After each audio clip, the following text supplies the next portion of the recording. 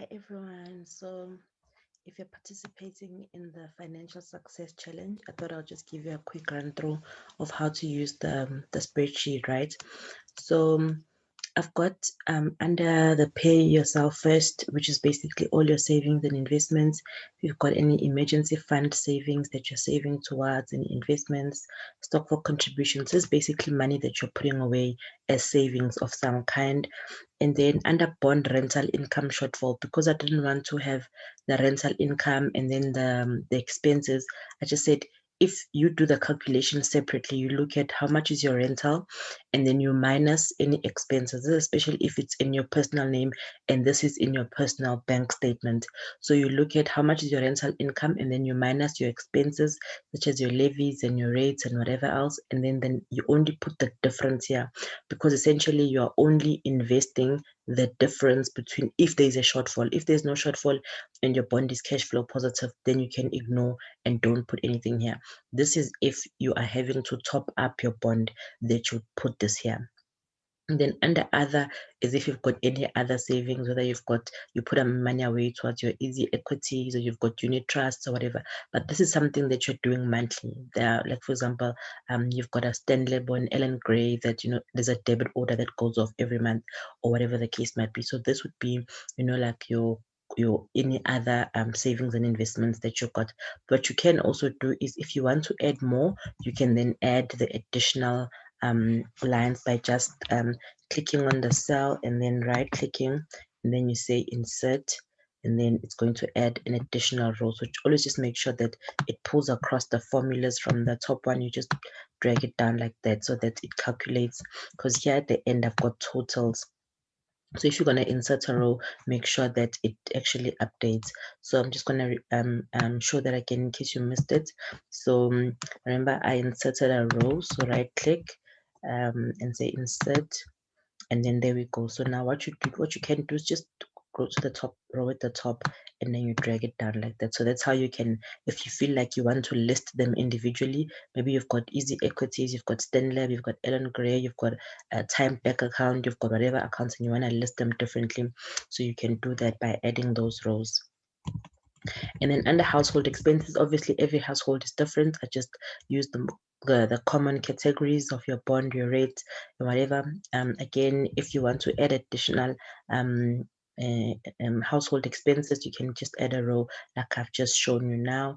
And then if there's any expenses that you feel maybe don't occur monthly, they occur once in a while, you can put it under other. Maybe your cupboard broke that month and you had to bring in a carpenter, so you'll put it under because that's not something that would occur every month.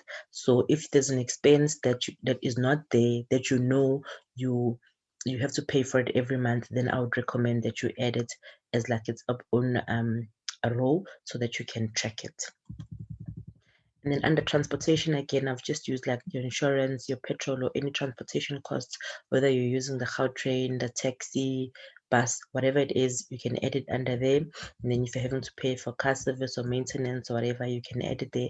Any other car expenses that you've got, so just add them there, especially if you are incurring them on a regular basis. Then I've also got tracker there as well. And again, under personal care, you know what you need to look your best. So I've included, such as going to the salon to get your hair done, getting your nails done, going for a spa or a massage or whatever, your cosmetics and your makeup, and then your clothes. I've put under personal care for adults. I've got a separate section for the kids. And then gym memberships, if you are still going to gym or any other, maybe do a box fit or whatever it is, or you do walk, run, whatever your fitness is that you pay on a regular basis, and then any other expenses again. So you'll see that I've got other for almost all of them. So if there's a once-off expense that you incurred, maybe you hired a personal trainer to get you in shape for December, but I don't know, you can put it under other because maybe it was a once-off expense or whatever it is. And then under kids, if you don't have kids, obviously you won't fill the section, but for those that have kids, you can put it under kids school fees, the extramural activities if you're paying for them separately, their clothes, any other miscellaneous items for them, kids transport and other. And then maybe at the top there under household, if you've got medical aid, you can also edit there if it doesn't come off your salary. And then under entertainment, again, I just thought of the most common categories. You know what entertainment you've got. So, for example, dining out, takeaways, drinks out with the girls or the boys on a Friday night, you can edit them. Any streaming such as Spotify, Deezer, Apple Music, and then your data and airtime, including fiber if you've got fiber at home, and then cell phone contract, and then what are you paying for DSTV? And I've also got TV streaming, which is Netflix or Showmax if you've got that, because some people do have